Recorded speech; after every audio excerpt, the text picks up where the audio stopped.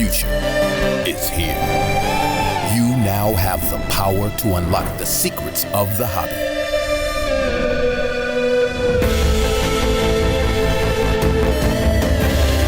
An innovation that will change the way the industry works. The game changer is here. Card Ladder.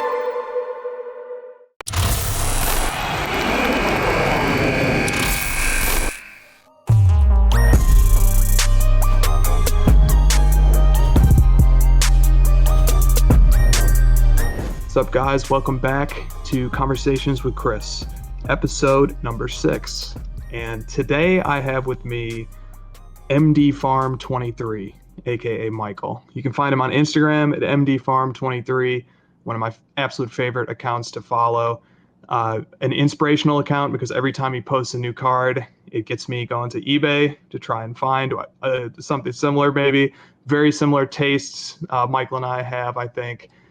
And he's a great collector. He's been collecting for a long time. He's seen a lot of things in the hobby. We're going to talk about it. He's got an incredible Michael Jordan collection, incredible Kobe, LeBron. He dabbles in some of the newer players too, Trae, Luka, Tatum. Just scrolling his Instagram right now, and jealousy overcomes me. So without further ado, Michael, welcome to the show, and thank you for coming on, my friend. Thank you, Chris. I just want to say it's an honor and a privilege to be on your show. Man. I think I told you this before, but you were my inspiration for starting to collect 90s Jordan inserts in the first place. Wow. And now I feel surpassed as I look at all this stuff you've acquired. It was your Instagram page, back in late 2018 and early 2019 that motivated me to start on my quest to pick up as many 90s Jordan inserts as possible. And I remember when I first started collecting, you were the one that I would go to for advice, and you would share your wealth of knowledge with me.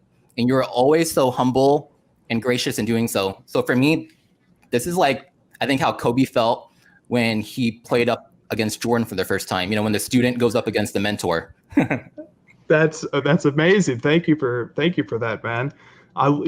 We all, you, me, all of us, especially Jordan collectors, because that's who we're talking to all the time. Like, I think we all just love to share our passion for cards, man. We could probably talk cards for endless hours.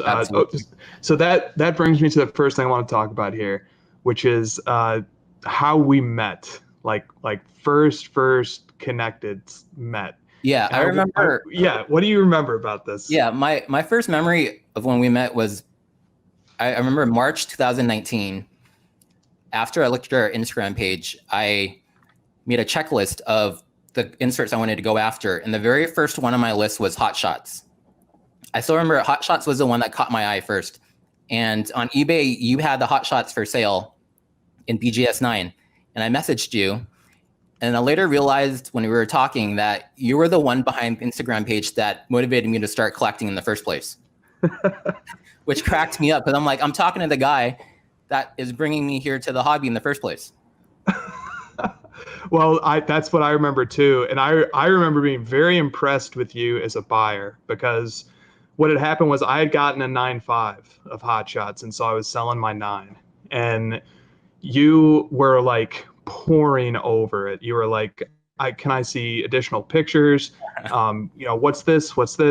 Can you take this from a different angle? And as a seller, I love to do that. I love a buyer who's really engaged, because that's a buyer who might become, and as happened in this case, a friend, somebody who loves cards and somebody who just puts so much attention to the detail. That's the type of person that I love to talk to and learn from. And so you were studying the card very carefully. And that's something that like speaks to your PC as well, because like if I ever wanted to buy a card from you, like I know that before you bought it, you poured over it very carefully. Like, can you speak to that? Like because sometimes like I fall victim of this. I just see a card that I want. I see it's graded a 9 or something, and I'm just like, I buy it, and I don't pour over it too carefully. But you look over very carefully. You have discipline. Like, how does the thought process work? Like when you're looking to add a card? Yeah. So my theme for my collection is I collect only the Jordan inserts that are BGS 9 mint. But I try to make sure that it has 9.5 centering as a start, because for me, the eye appeal is all about the centering. So I want to make sure it's 9.5 centering. And then the other subgrades, I just want to make sure that the card is sharp. I want to look at the corners to make sure there's no white showing. So I'm kind of picky when it comes to looking at the actual card, because for me, not all BGS 9s are made the same. There's a BGS 9 that has an 8.5 and then you see a lot of white in the corner. And I'll pass because I'd rather look for one that's a BGS 9 also, but it doesn't have the white in the corner. So I guess you say I'm pretty picky when it comes to picking out the right BGS 9, because for me, they're not all created equal. Great way to be. It reminds me too. So I first heard of you making your entrance to the Michael Jordan collecting scene when Rodman Martinez messaged me, and he said, hey man, there's a new guy coming up on the scene. He's very sharp. He's very strategic. He's picking up BGS 9s. But he wouldn't tell me who you were, because Rodman's funny like that. He likes to have secrets and like tease you and make you pry. And then we all found out who you were, and it was awesome. And like you and Josh Keene, who was a guest a couple of episodes prior, you guys both focus on BGS 9. What was the reason that you selected to do BGS 9? Yeah, mine was pretty simple. It was because I wanted to be able to collect all the top 90s Jordan inserts on my checklist, but I couldn't afford them to all be gem mint. I couldn't pay the BGS 9.5 price, but I wanted them to be pretty good looking. So I figured a BGS 9 would be suitable. So I stuck to only doing BGS 9, and I wanted them all to be the same. So I wanted to have them all be BGS 9 mint. And my only counterpoint is it has to be 9.5 centering. So I always look for the ones with the best eye appeal, BGS 9 mint with 9.5 centering. And all my Jordan inserts are the exact same way. It becomes very impressive as the collection goes and builds on and on. It might feel like, at the start you have to be very patient, you have to wait, but like by the time, months, years have rolled by and you put together this collection that has this beautiful BGS 9 harmony to it and all the centerings are 9.5s and stuff, I bet it's pretty rewarding to pull out the PC and just everything is uniform and lines up. Is that true? Yeah, I mean, it's great. I was able to take a collage picture with all the BGS 9 lined up in a big picture. I think I had 21 of them, and I posted it on Instagram. And I think it just looks really good when they're all the same color slab, when they're all silver BGS 9 all the way across. So for me, it's rewarding to see the collecting pay off when you're able to take a picture like that with all your hard work poured into one picture. For sure. I'm looking at it right now. High Voltage 500, Molten Metal Fusion, Platinum Portraits, Noise Boys, Hot Shots, Golden Touch, Thrill Seekers, A Cut Above, Linchpins, Hardware, Take-It2.net, Rave Reviews, Galaxy, exclamation points. I mean, and that's only the top 2 rows. Like, did you order these in like the ranking of which ones you like the best? Okay. Yeah, exactly. So from left to right, I kind of put them in the order that I enjoyed collecting them. And my favorite cards from 1 through 21 are going from left to right. So my favorite card is High Voltage 500. I had that in the number 1 slot. Man, I used to have an 8.5. It had a refractor line. I didn't care. I absolutely loved that card. It's one of the ones I missed the most when I was selling to buy some other Jordans. It's just a beautiful card. I think there was an Instagram account the other day that posted a really good picture of a Kobe one. I think 0.4 seconds posted one with just the right camera angle. And it's just a beautiful, beautiful card. 100%. Now, I know that you've crossed successfully and also not crossed some PSA cards over to BGS. What's that experience been like? Yeah, so it's hard to find everything on your checklist in BGS 9 right off the bat. So I had quite a few cards where I found them in PSA 9, and I had to get a graded card review with BGS to convert the PSA 9 to BGS 9. And I'd say for the most part, it was successful. About 80% of the time, I would send in a PSA 9, I would cross over to BGS 9, but there was times where BGS wouldn't do it for some reason or other. But yeah, it's hard to find everything you want in the exact grade you're looking for. So a lot of times I had to just purchase it in a different grade and then cross my fingers, I would cross over to BGS 9. And I think Platinum Portraits, I think I got that one from you as a PSA 9. I remember. Oh, awesome. Okay. That was the one card I actually purchased from you that we made a deal on. I remember. Yeah. I remember. You had that And in so PSA successfully 9. crossed. I was looking for it in BGS 9. I couldn't find one, so I grabbed yours and I crossed it to BGS 9. I think I was around like That's April, awesome. like around April of last year. That's awesome. Okay, and so that one crossed, but sometimes BGS doesn't accept the PSA 9. Yeah, for some reason there were a couple cards I think where I tried crossing them over. Golden Touch was one, 97 Golden Touch. I had a PSA 9. I tried crossing it and they declined it. And what else did I try crossing? I tried crossing a Rave Review, PSA 9, and BGS declined it as well. So, I mean, it's not always guaranteed they're going to cross your PSA 9 to BGS 9. They do for the most part, but yeah, there's times where they didn't cross me over, unfortunately.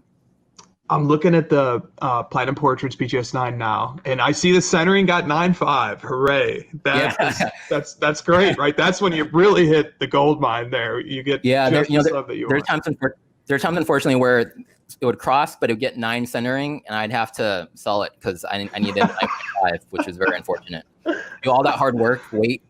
The waiting game is the hardest part now. As wait comes back, cross, but it's a 9 centering. I'm like, I got to sell it and get a 9.5. What about trading? Have you had any success finding trade partners with like the same card as a 9, but they have 9.5 centering? I've only done one trade straight up for Jordan, and that was with Stanley. It was for Skybox 3Ds. He had the BGS 9, and I had the PSA 9, and we just did a straight up trade 1-for-1. My PSA for his BGS, and we were both happy about it. Good. Okay. That is a lot of fun. Okay, let me shift to a new topic here. I want to talk a little bit about your hobby origin story. How did you get into collecting? And kind of walk us through the timeline of your collecting over the course of your life. Yeah, sure. So I listened to your interview with Joshua King the other day, which was a great interview, by the way. And his hobby story, I noticed, was pretty much nonstop since the late 80s. He was collecting all the way until now. My hobby story is the complete opposite of that. It's getting in the hobby, taking a break, coming back in, taking a break, coming back in. I started in 91. I took a break in 93, came back in 2003, took a break in 2006, and then came back in 2018, 2019. So I've had times where I was not in the hobby for a long stretch of time, but I always ended up coming back. And all these breaks have been connected to life events that happened, whether it be starting high school or starting grad school or, starting a full-time job, getting married. And I'd always tell myself, okay, let's take a break from collecting and focus on this major life event, But the problem is whenever I go on with the life event, I always pull myself back into collecting again, and I just can't stop. And it's like, once you're hooked from the very beginning, you're pretty much hooked for life, unfortunately. So true. So true. Now, when you take a break, do you sell stuff? Do you just put it away for a while? How does that work? Yeah, unfortunately for me, when I take a break, I sell my collection. So in 93, whatever I collected were mostly Jordan base cards, I remembered, but I sold them all. In 2006, my second break, I had a very nice collection, which I'll talk about in a bit, but I sold all that in 2006. If I had saved those and not sold them, me and you probably wouldn't be talking right now because I'd be living on an island in the Bahamas.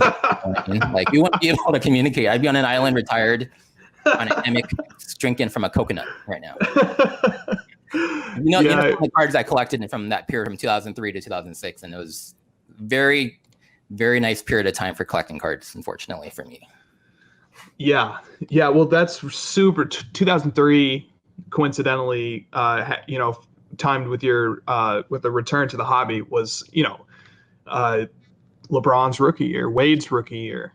So huge year for collecting. I just wanted to mention real quick. So my very first experience in the hobby, I was going to tell you about this real quick. In 1991, so my very first experience was my dad took me to a local card shop.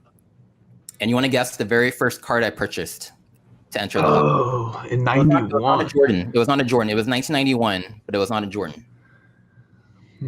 Was it like a Larry Legend or a Magic Johnson?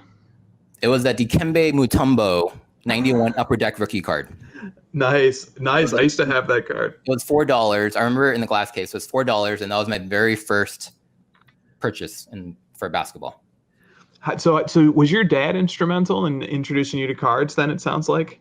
He took me there because at school I would see my buddies with cards around, and I told him I wanted to go check out the card shop. So he would take me to the card shop, to the swap meet, to wherever they would sell cards. So he was important in supporting my love for the hobby. Yeah. But did he collect, or it was no, my just dad you? didn't collect. Yeah, I didn't have anyone in the family that collected. I was the only person that collected. I had a couple buddies that would collect, but yeah, mostly just me for the most part. It's very similar to me. Very, very similar. Like my parents would support me. Like all I would ever want for Christmas is a box of 93, 94 Ultra basketball. So like that would be my Christmas gift. Speaking of 93, 94, I was going to mention, that was my very first and only time that I've pulled a Jordan insert, was in 93, 94 from Fleer. I got 3 packs of 93 Fleer for my birthday. And in one of the packs, I pulled a 93 Fleer Living Legend Jordan. Nice. And that was the only time I've ever pulled a Jordan insert. And I'll never forget the moment, because when I pulled it, I saw Jordan and I just ran around that house like the craziest person ever. And that card is it's a beautiful, elegant insert. It's still pretty cheap compared to the other inserts, but it's just a beautiful insert. It's beautiful. It's very condition sensitive. Very difficult to gem that card. Yeah. But that's the one and only time I've ever pulled a Jordan insert. Wow. And look how it stays with you over all the years. Yeah, I still remember it today. And, I busted packs here and there as an adult, but, there's no replacement for that feeling you get when you're a little kid pulling that card from a pack. There's just no going back in time, unfortunately.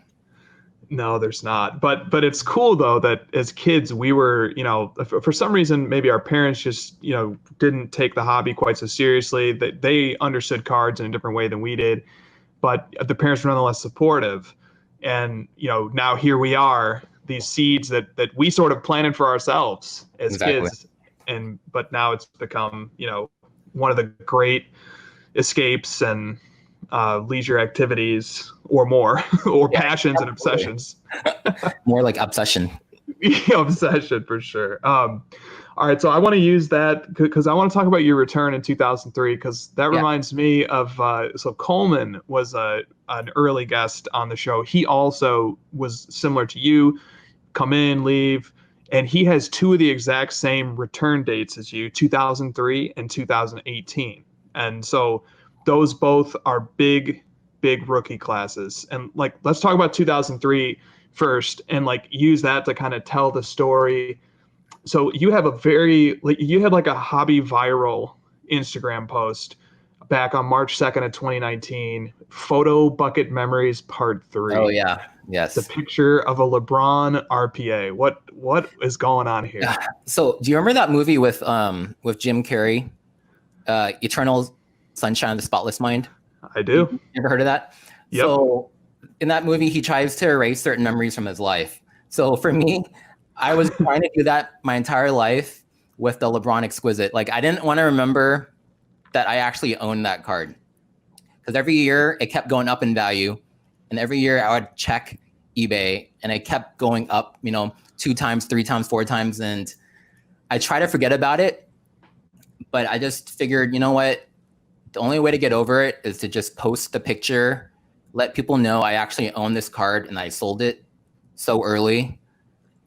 And hopefully that'll get me over the hump of forgetting about, the fact that I own this card and sold it way too early. So I'll tell you how I obtained the card in the first place. So in 2003, was the big draft class, LeBron, Wade, Melo. And Exquisite was just starting out. And it was $500 per pack, which was crazy, right, at the time. And I was in college. So I didn't have a lot of money.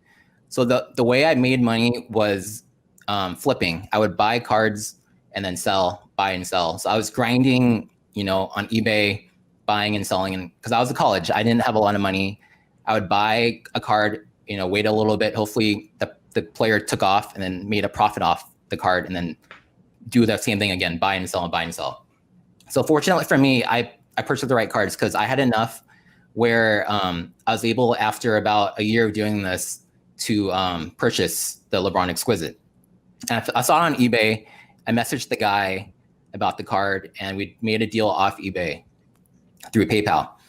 And I got the card in my hand and it was beautiful. And I mean, I was just like, I wish I could own this card forever. I mean, at the time I told myself that, but again, I was in college.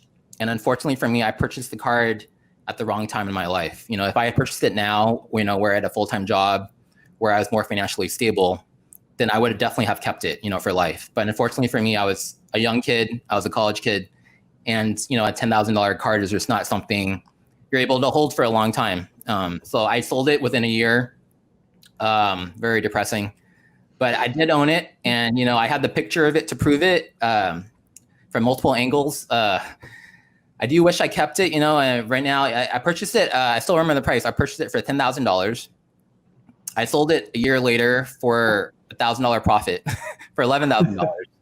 And today there's an auction on Golden Auctions for the parallel version, the 23 jersey numbered version, BGS 9.5, that's over $1 million. So you live, you learn, you know, just a hobby regret, but posting it actually helped me, you know, kind of forget about what happened. And I feel better with my life, you know, having done all that.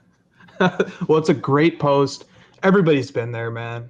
You know, it's not on the same scale as you, but I've sold stuff that's tripled in value at least. Probably some of the ones, the one I sold you is probably tripled in value at least. It's hard not to sell, you know, in your entire hobby life. If you, I know, you can't avoid it. It's hard not to sell. And unfortunately, the hobby keeps going up in price. So whenever you do sell, it's going to go up in price.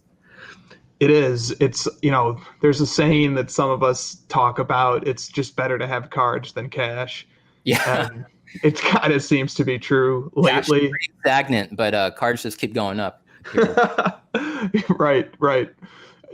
So we all definitely have those stories, but you know, it's really fun. See, you were one of only 99 people at the most who owned that card in the early days, right? Like you had that card before it was this behemoth, and that's part of your hobby story, and it's a great story, man, because I don't know, it made me feel a little better when I read the post. Well, I'm glad it made you feel better about your regrets.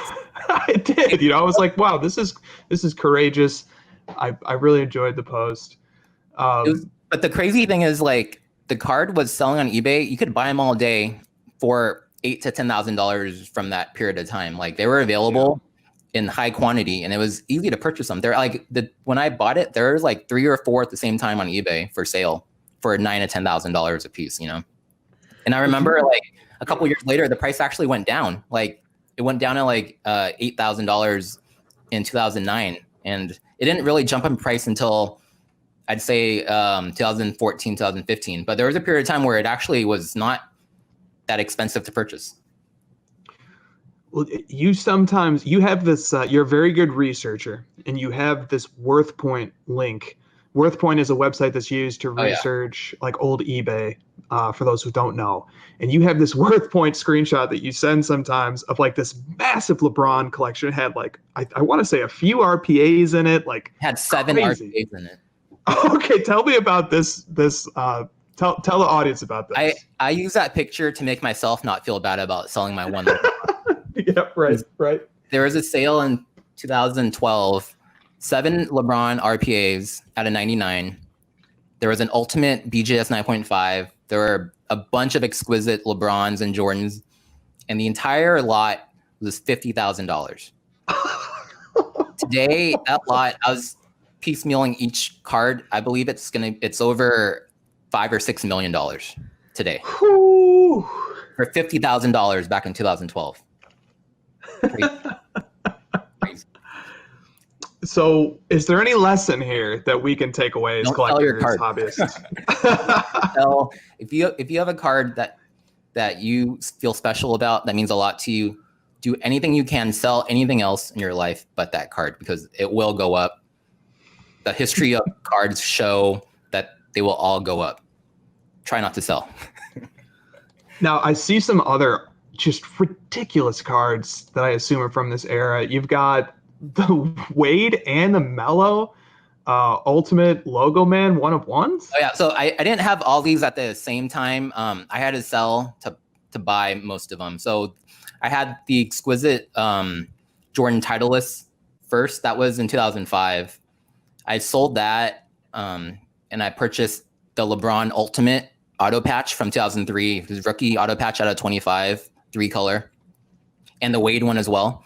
And then I sold those to purchase the LeBron Exquisite RP out of 99. And then when I sold that, I took the sale money from that to purchase the Wade and Melo Ultimate Logo Men. So I had them all at separate times. It's not like I had them all together at the same time. But so I sold each one to purchase the next one in line.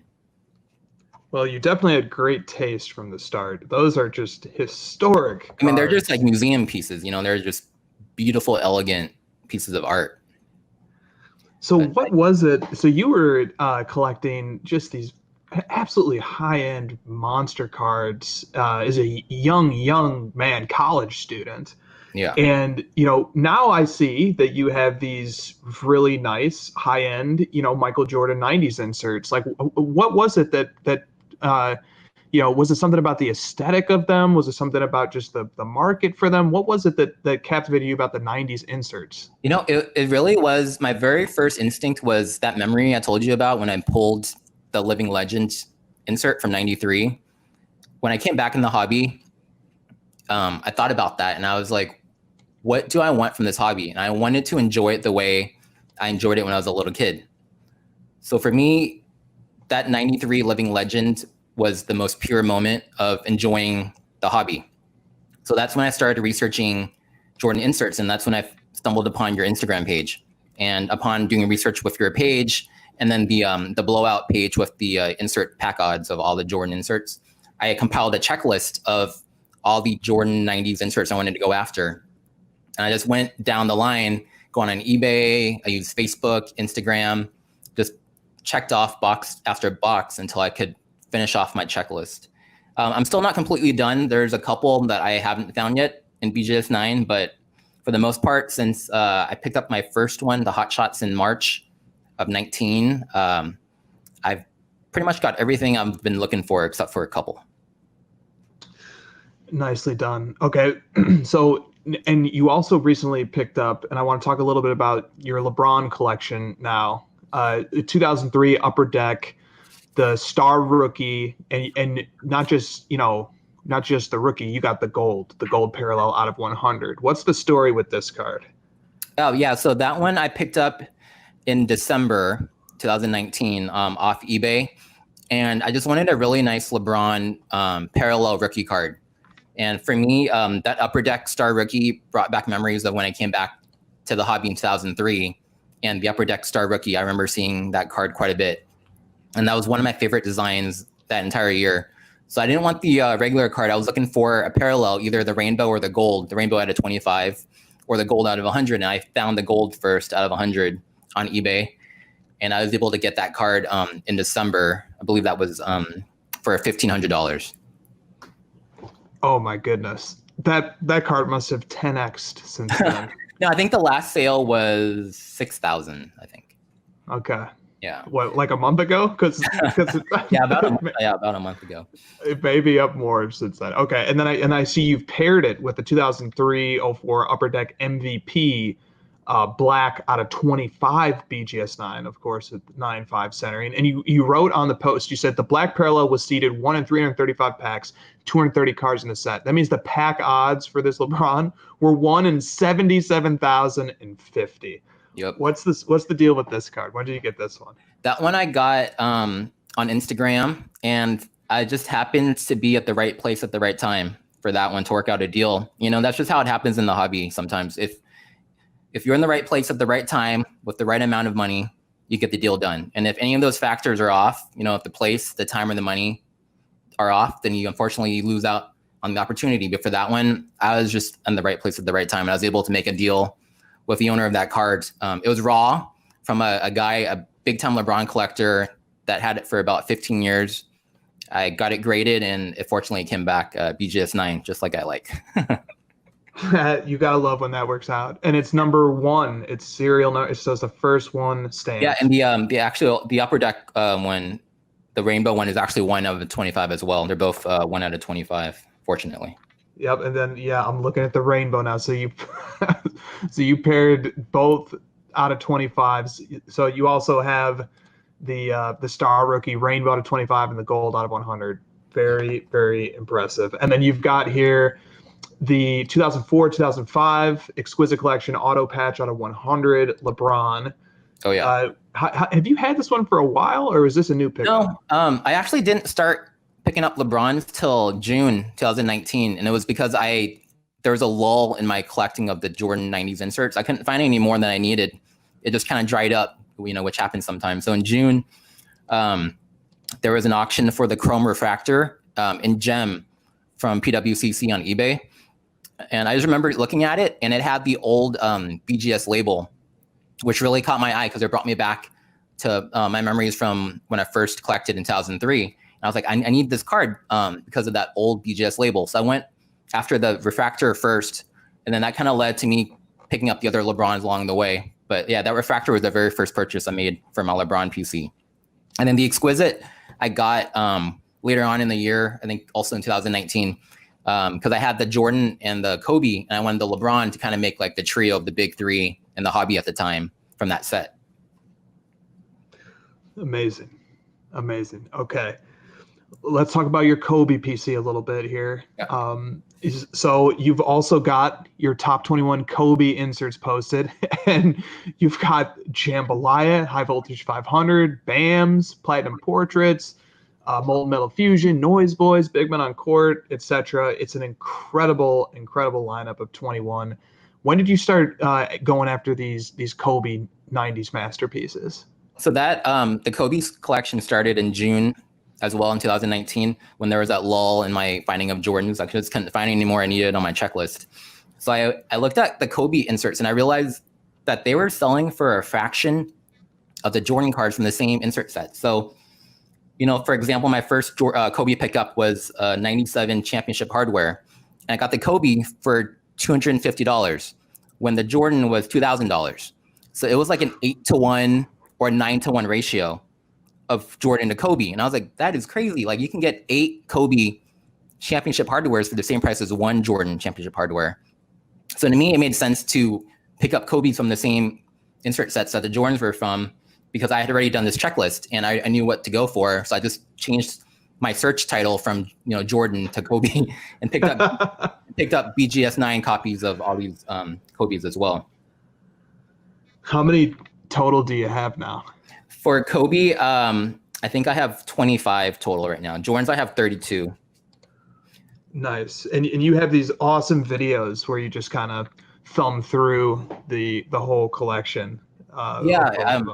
It's nice because I was able to put them all in slab guards, and they fit in my box really well. And I have 16 on each row of the box. So when I flip through them with the slab guards, it just works really well. Yeah, and explain what slab guards are for the audience. Yeah, slab guards are this product created by Stephen Go. It's really, really great product. My BGS cases would constantly get scratched, or I'd be afraid to drop them. So this slab guard is a protective plastic that you can put around your BGS case, and it just protects the card from getting scratched up, and you don't have to worry about it dropping, and then you have to return it to BGS, get it recased, and it's the whole waiting game. So it just adds protection for your BGS case, and it fit really well in my my collection case, and I was able to flip through the cards really well with the slab guards on them.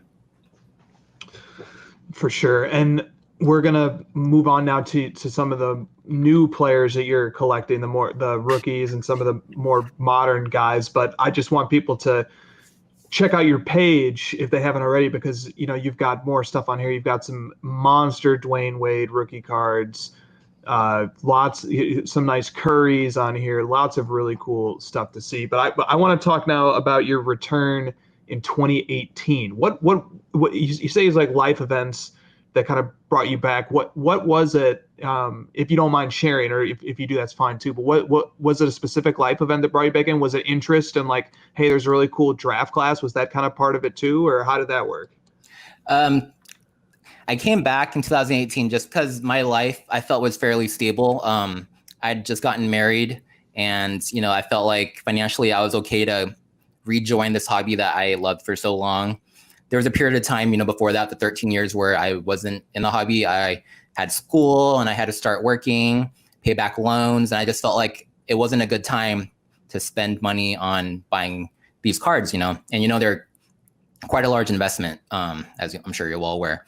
So I figured, 2018, after I had my life pretty much set and stable, I'd rejoin, and it helped that there was a great draft class that year with Luka and Trae, and it was just a great time to rejoin the hobby for me. Yeah, because I'm seeing here, and you picked this one up. It looks like in a little bit later in 2019. You've got the Optic Gold BGS 9.5 Trae Young Trae. rookie card. That's a huge big card. Fan of Trae Young. I like Trae. I think he reminds me of Curry. With his 3-point shot, and I think the Hawks will be much better team next year. But yeah, I like that card because it's numbered 3 out of 10, and 3 reminds me of Trae because shooting the 3. Absolutely. And what was it that made you decide to pick up the Optic Gold? Do you like Optic, the set? Yeah, I think Optic is a really good brand.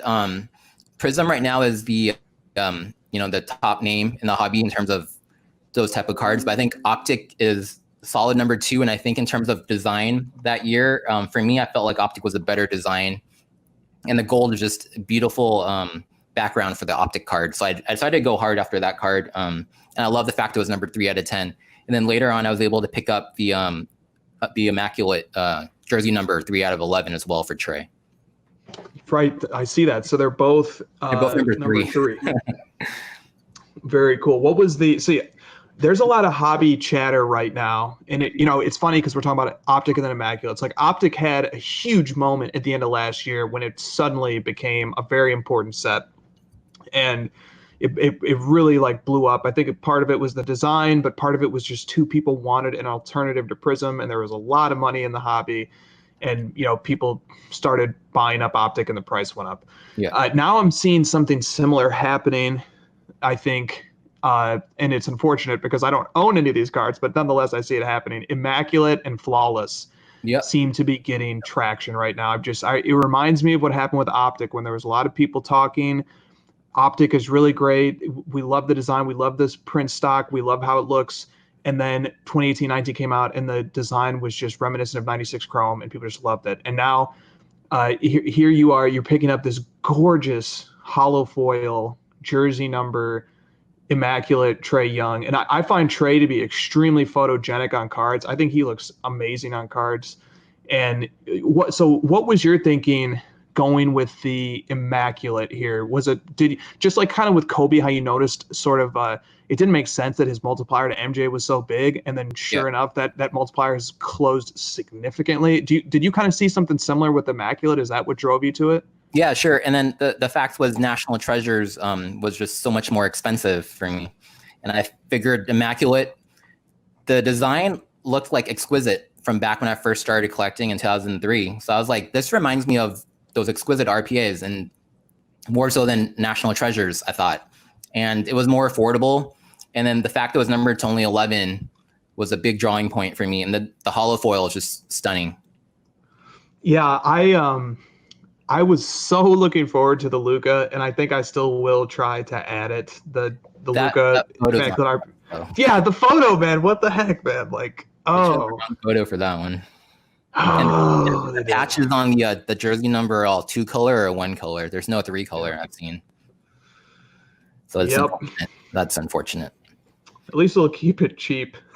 I was looking at some data on that card. The redemptions came out of the gate low because the Luka was a redemption in Immaculate. Right. They came out the gate like $3 or $4 grand for the jersey number, and then they got all the way up to 9. And then there was a break when no more redemptions sold, and then the cards got redeemed, and they finally started coming in. And it's funny because the last few redemptions sold for more than any of the redeemed cards have. Like the redemptions were selling for higher because part of it is because the redemptions like were selling when Luka Mania was kind of going crazy at the end of at the beginning of last season / the end of 2019, and then stuff cooled off a little bit for a while there when the redeem card came back. But also like I think people just didn't feel the need to just have that card because of the photo, and it kind of speaks to how that influences the hobby. Like what the card looks like does matter. Do you agree with that? Yeah, it absolutely. The aesthetics definitely matter, and unfortunately the end product of that card, the redeem card, didn't meet the expectation of the redemption. And unfortunately, that's why I think it sells for less after being redeemed than the redemption card did. Yeah, it's interesting stuff. Okay.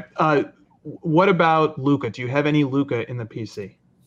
Yeah, I have. Well, right now, I just have one Luka right now. I have his Nor RPA out of 99. It is numbered 1 out of 99. But right now, currently, that is my only Luka. I am looking to get more, but the prices are just so crazy right now. It's just not a good time to buy. More of a good time, I think. Yeah, and I see it is. I agree with that, I think, right now. But who knows? Who knows? It's not a bad time to sell. Let's just say that. Like, if you've been sitting on them for a while. But no, definitely a good time to cash in if you've been sitting on the cards for a while. For sure. But okay, so the centering is 9.5, BGS 9. Yeah. True to form. Do you remember last year you and I were talking and we were like really looking forward to the Mavs and there was a stretch of games where they had to play like the Lakers and the Rockets and some really good teams and we were like, this is a great test, and if the Mavs do well here, then like this might turn into a really fun season. And then they did. I remember they beat the Rockets wire to wire, and they beat the Lakers. Do you remember that's one of my favorite parts of Collected, man. Is we're all watching these games together. It's great. Going crazy. Yeah. Hopefully the restart will follow as scheduled. I hope so. And then I see you've got your most recent post is a Tatum. It's a 2017-18 Prism Blue Ice BGS 9.5 True Gem. What are your thoughts on Tatum? I like Tatum a lot. I think he's a great player. Of all the young stars right now, I think his value has gone up a lot lately because I think the Celtics have the best chance of actually getting to the finals of all the teams the other young stars are on. So I feel like Tatum has gone up a lot just because of that. His chance for a championship, I think, is greater than Luka or Trae or anyone else right now, or Zion. It sure is. And man, what's going to happen if the Celtics make it to the finals? Tatum's going to go up even more. Yes, he is. Okay, so we're wrapping up here. I have just 2 questions I always end with. 3, I guess, technically. So I've asked this one now of Jeremy Lee of Sports Cards Live and of Dr. Beckett.